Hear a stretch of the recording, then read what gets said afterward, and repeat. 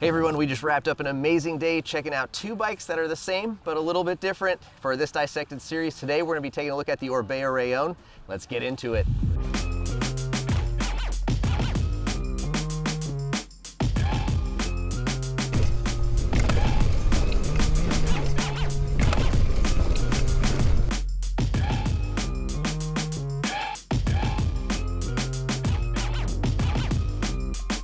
So two bikes that are the same but different. What do we mean?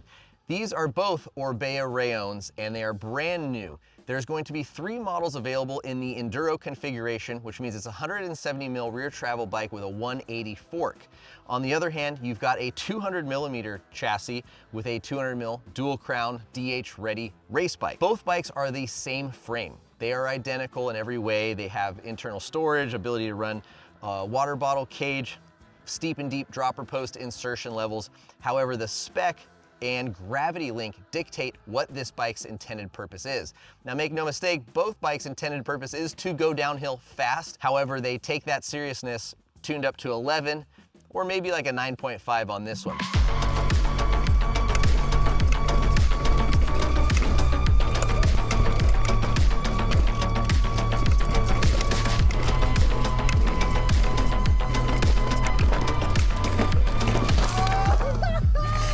So in this video today, we're gonna talk with Parker DeGray, who works for Orbea. We're gonna learn about the testing and the development that went in with Martin Mays, as well as some of the now Orbea FMD race athletes. You'll learn about the gravity link, lower linkage, which is easily accessible by a little cover underneath. On the Enduro bike, you've got a lot more adjustability between high, low, linear and progressive, whereas the DH bike just allows you to adjust the linear or progression of the suspension feel. You've got different chainstay length options. There's an 8mm difference, and what they have learned is that in order to make a chip somewhere up in the link area or at the chainstay, you're gonna compromise, and that's either gonna be in stiffness, frame rigidity, or in the suspension kinematic. And the way that their suspension platform works, they decided that it was going to be most performance enhancing to focus on a dedicated chainstay length and let the consumer decide if they're that more playful, lively rider who wants that shorter rear end, or if they're more for speed, weight distribution, and charging hard, going with that longer option. So with the high level flyover out of the way, it's time for us to make our own adjustments to the gravity link, spend some time on the trails tweaking and tuning these bikes out and seeing how they perform. Let's go. Takes input very well, accelerates like a freaking rocket.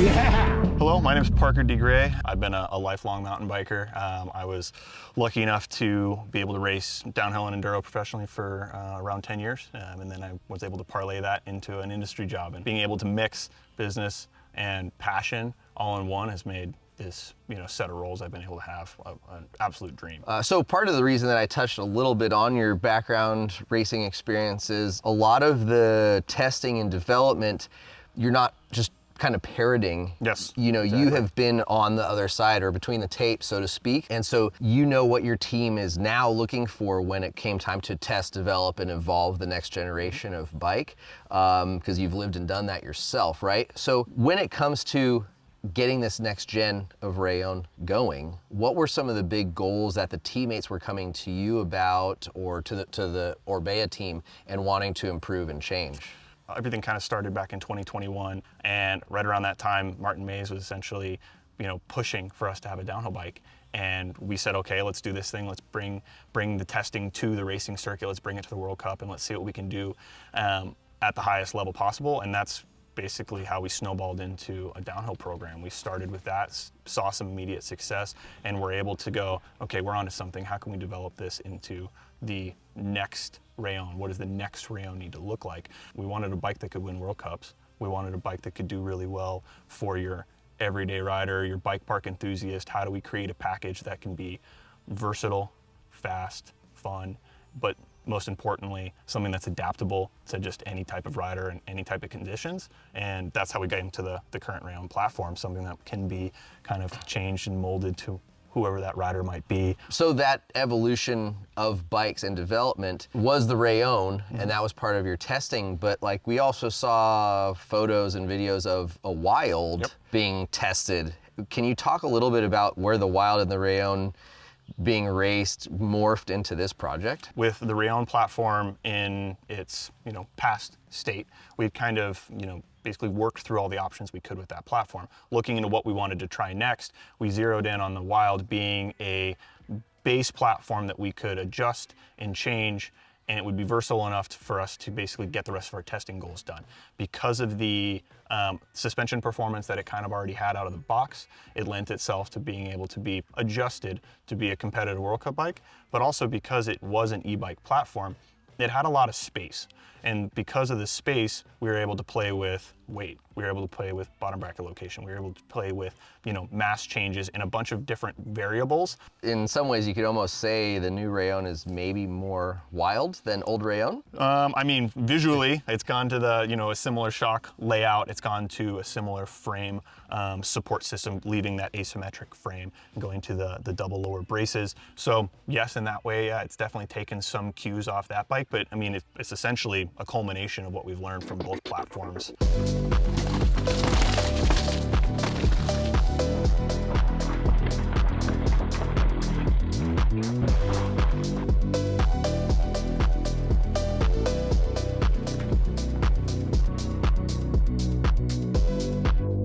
For so long, descending focused riders have had to sacrifice with brands pushing lots of anti-squat, pedal efficient, pedal friendly, big travel bikes.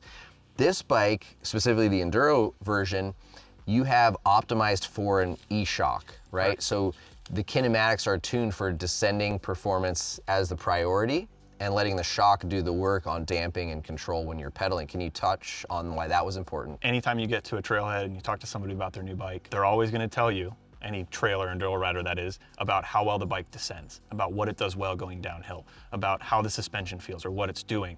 So that's the important factor in this. We wanted to lean into that and develop a bike that takes whole advantage of what a bike can do going downhill, and then leverages what we've now have with technology in this amazing Fox Neo suspension system. But again, lean all the way into what can this bike do going downhill. So that's decreasing a lot of those values you spoke about, decreasing pedal feedback and allowing the bike to be as active and trackable as possible, making downhill performance the key primary factor in what we were looking for.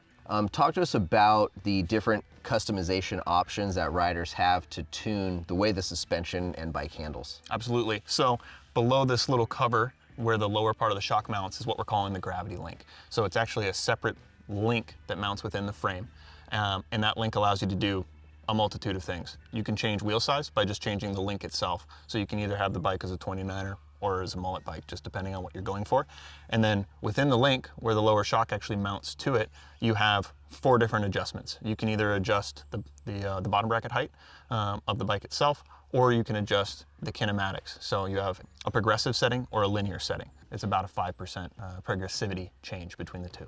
And all that adjustability is only on the Enduro bike, correct? On the downhill bike, you can only change linear or progressive. You do not have the option to run 29-inch wheel on the DH bike? Correct. The DH bike is mullet only. It's optimized around that. But the Gravity Link only has the kinematic change. So it only has a linear or progressive setting. Both bikes do have the option to run weights. However, those differ as well. They do, yes. So the Enduro bike is a single weight, and then the downhill bike has actually 3 weights. It has a central weight and then 2 different parallel side weights. So you have a multitude of combos that you could run between a single side, double side, center, and any combo in between. Have you heard feedback from your team on why they're adding weights to their bikes? Absolutely. I think back to what Martin was finding as we were doing all of this different OOLab testing, the one that stands out to me is he spent a lot of time testing in Finale. He did almost 50 runs over a week. He tested everything from tires, wheels, suspension, everything under the sun, all on the same exact track.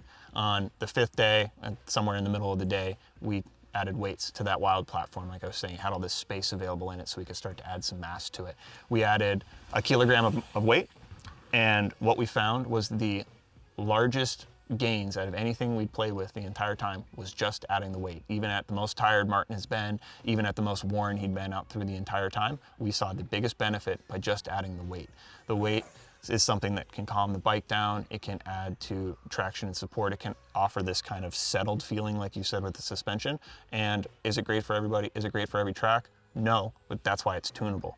And that's the beauty of bikes that you can add and subtract weight, is you can optimize it based on what you're trying to do with the bike. So what Drew's doing right now is he's taking the chance to make some changes to the Rallon Enduro here, pulling a weight off the bottom and also making some adjustments to the bottom bracket height to change how much weight's on the front wheel, how the bike is kind of seated on the trail to make the most of what kind of dirt and traction that we're dealing with today.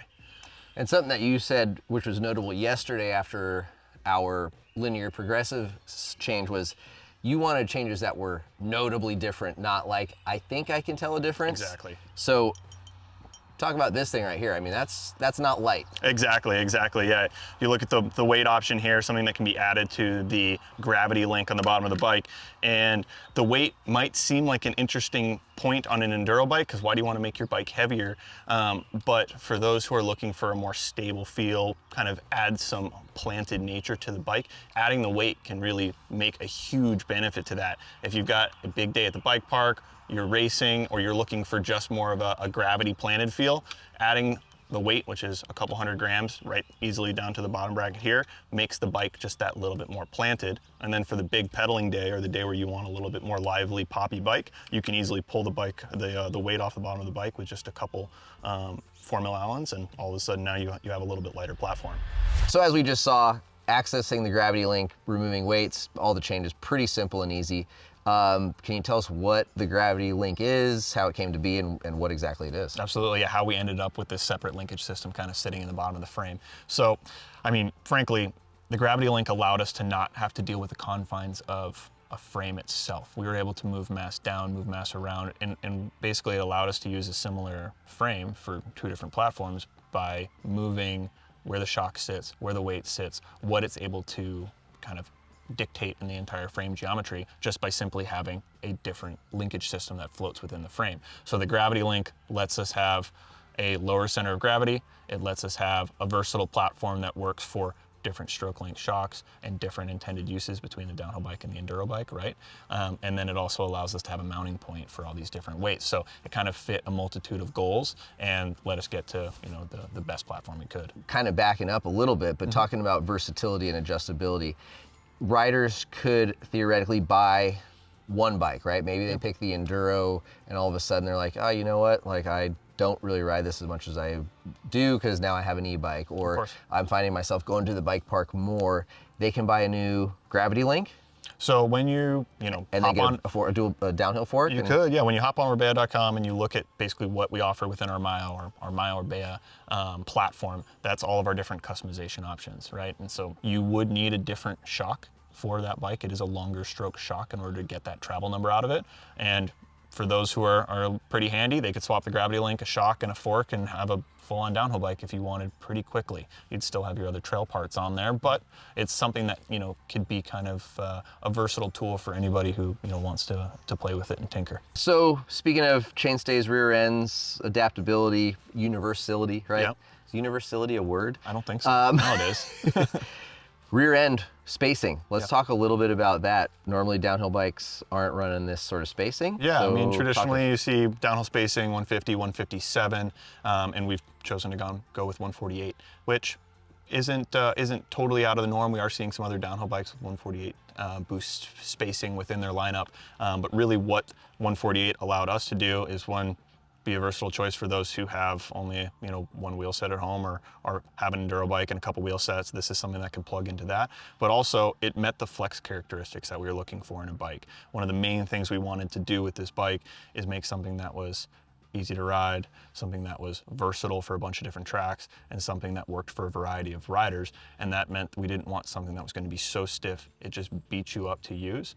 We wanted something that generated a lot of traction, generated a lot of confidence, and something that was, again, good across a variety of terrain. And for I don't know, the pessimists, the naysayers who are like, oh, it might work for the general public, but I'm too gnarly, I shred too hard, or that was a cheap way out to make it adaptable to do both. Can you talk about, I mean, you've got some pretty gnarly aggressive riders on the team, and you told me that they've done testing, and you kind of started at a spot you thought was going to be like the low bar for flexibility, and you were expecting to work up because the last bike was so stiff. Absolutely. I mean, where were some of those like World Cup downhillers and really aggressive shredders finding this bike felt? Absolutely. Yeah, so I mean, working with the FMD team, that was something that we really wanted to figure out was, okay, how stiff does a frame need to be? What is the best performance benefit here? Where's that line? And I mean, frankly, they also have the ability to have other options if it's something that's going to make them perform better. But after all their various testing, what they found was a little bit more compliance in the frame, a little bit more than they had with previous bikes that they'd been using was beneficial because the traction was so much better. And so it's even like the locker within this bike, right? They've had opportunities to test different frames with no locker, different frames that are even stiffer in the front ends. And what they keep saying is this is what they prefer. It's the reason you see it underneath Tawny at the World Cup level. You see it at the top of a podium. Those things are all the same frame layup that you can get here. And it's something that's proving itself on that circuit as well. Okay, Cole, so fairly limited ride time. You exclusively were on the Enduro bike for the last 2 days. I was on the DH bike. Let's talk a little bit first about what your impressions are initially of the bike. We removed weight. Yep. You played with high, low. You played with linear and progressive. Right now, if you were gonna pick a setting to keep riding this bike in, what would you pick? High linear, Okay. with weight. With weight, okay. Yes. All right, so now to dive in a little bit deeper then, what were some of the things you noticed when making those changes? Yeah, so our first day on the bike and first couple laps, I was struggling with front end grip. Trail we're riding isn't super steep. I just wasn't getting enough weight over the front wheel, so I went into that high setting out of the low setting, and immediately was like, oh, okay, there's some grip back. Added a little bit of pressure out back as well. And that brought more of a balanced weight bias to where I needed to really trust the front end. And once I started being aggressive with it and just like kind of almost squaring up corners and really getting the bike over is where I found it to shine. Now, jumping from progressive to linear, one of the things I was struggling with was some of the small bump just traction through certain areas. So going to that linear setting just smoothed out the whole like curve of how the travel was working.